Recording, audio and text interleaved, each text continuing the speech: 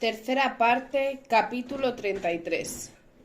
A partir de la marcha de Marcus y el desembarco de mi madre, la vida se me dio la vuelta como un calcetín.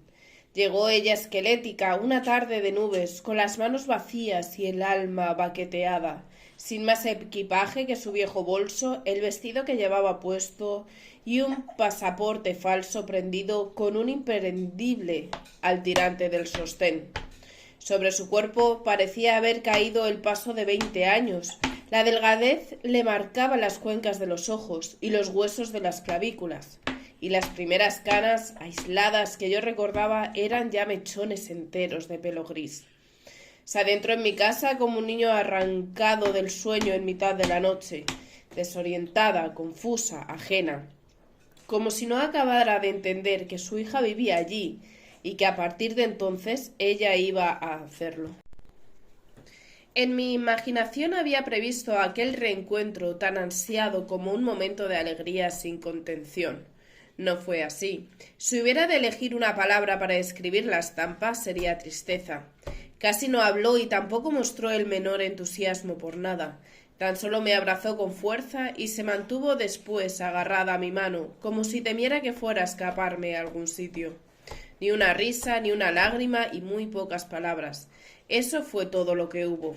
Apenas quiso probar lo que para ella habíamos preparado entre Candelaria, Jamila y yo. Pollo, tortillas, tomates aliñados, boquerones, pan moruno, todo aquello que supimos que en Madrid llevaba tanto tiempo sin comer. No hizo el menor comentario respecto al taller, ni sobre la habitación que le había instalado con una gran cama de roble y una colcha de cretona que yo misma cosí. No me preguntó qué había sido de Ramiro, ni mostró curiosidad por la razón que me había impulsado a instalarme en Tetuán. Y por supuesto no pronunció palabra alguna respecto al funesto viaje que le había llevado hasta África, ni mencionó una sola vez los horrores que había dejado atrás. Tardó en aclimatarse. Jamás habría imaginado ver a mi madre así. La resuelta Dolores, la que siempre estuvo al mando con la sentencia justa en el momento oportuno, había dejado paso a una mujer sigilosa y cohibida a la que me costaba trabajo reconocer. Me dediqué a ella en cuerpo y alma, dejé prácticamente de trabajar. No había más actos importantes previstos y mis clientas podrían aceptar la espera. Le llevé día a día el desayuno a la cama, bollos, churros, pan tostado con aceite y azúcar, cualquier cosa que le ayudara a recuperar algo de peso. Le ayudé a bañarse y le corté el pelo, le cosí ropa nueva. Me costó sacarla de casa, pero poco a poco el paseo mañanero se fue convirtiendo en algo obligatorio. Recorríamos al brazo la calle Generalísimo, llegábamos hasta la plaza de la iglesia, a veces si a la hora cuadraba la acompañaba a misa. Le mostré rincones y esquinas, la obligué a ayudarme a elegir telas, a oír coplas en la radio y a decir qué íbamos a comer, hasta que muy lentamente, pasito a paso, fue volviendo a su ser. Nunca le pregunté qué había pasado por su cabeza a lo largo de ese tiempo de transición, que pareció durar una eternidad. Esperaba que me lo contara alguna vez, pero nunca lo hizo y yo tampoco insistí. Tampoco me intrigaba. Intuí que aquel comportamiento no era más que una manera inconsciente de afrontar la incertidumbre que provoca el alivio cuando se mezcla con la pena y el dolor.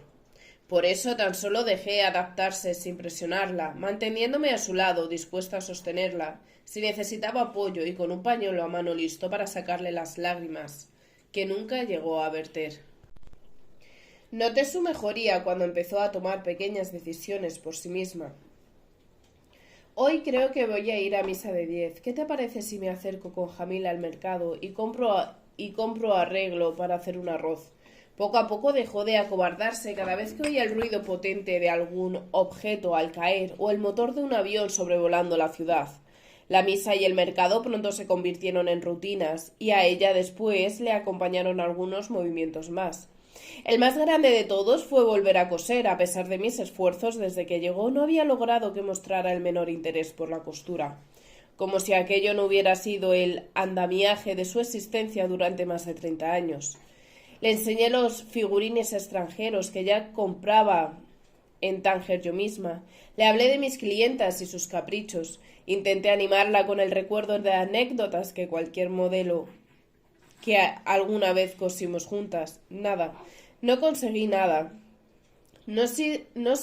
Como si le hablara con una lengua incomprensible, hasta que una mañana cualquiera asomó la cabeza al taller y preguntó: ¿te ayudo? Supe entonces que mi madre había vuelto a vivir. A los 3 o 4 meses de su llegada logramos la serenidad. Con ella incorporada los días se volvieron menos ajetreados.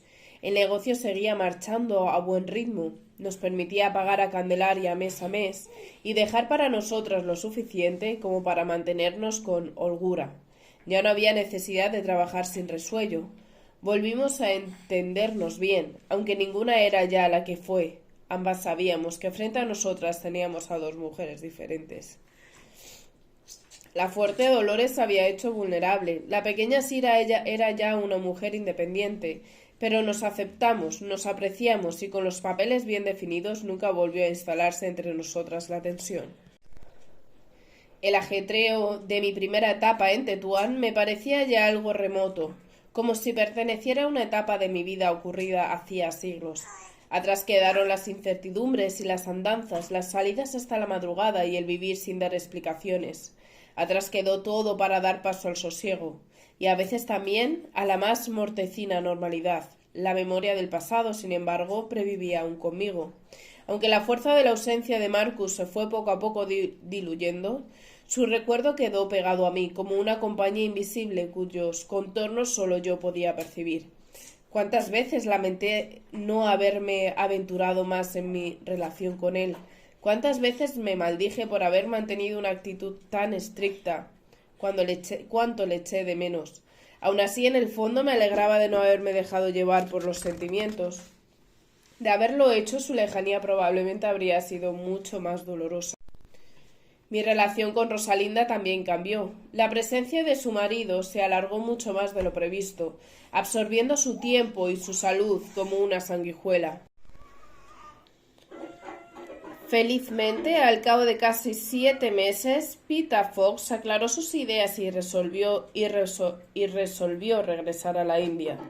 Nadie supo nunca cómo los efluvios del alcohol permitieron que se abriera en su mente un resquicio de lucidez, pero el caso fue que él mismo tomó la decisión una mañana cualquiera, cuando su mujer estaba ya al borde del colapso. No obstante, poca cosa buena acarreó su marcha más allá del alivio infinito. Por supuesto, jamás se convenció de que lo más sensato sería terminar el divorcio de una vez y terminar con aquella farsa de matrimonio. Se suponía, al contrario, que iba a liquidar sus negocios en Calcuta y a regresar después para instalarse definitivamente con su esposa y su hijo, a disfrutar junto a ellos de una jubilación anticipada en el pacífico y barato protectorado español.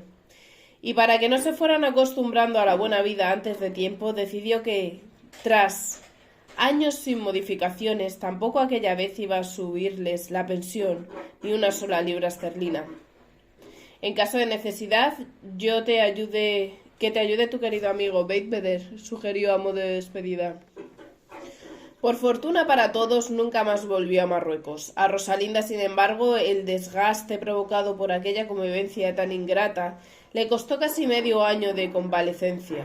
A lo largo de los meses posteriores a la marcha de Pita, ella permaneció en cama, sin apenas salir de casa, en más de 3 o 4 ocasiones.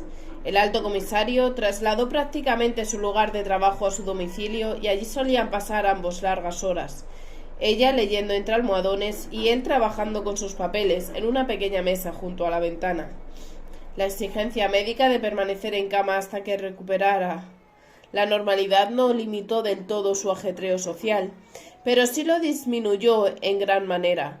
Con todo, tan pronto como su cuerpo comenzó a mostrar los primeros síntomas de recuperación, se esforzó por seguir abriendo su casa a los amigos, dando pequeñas fiestas sin salir de entre las sábanas. A casi todas asistí. Mi amistad con Rosalinda se mantenía sin fisuras, pero nada nunca fue ya igual.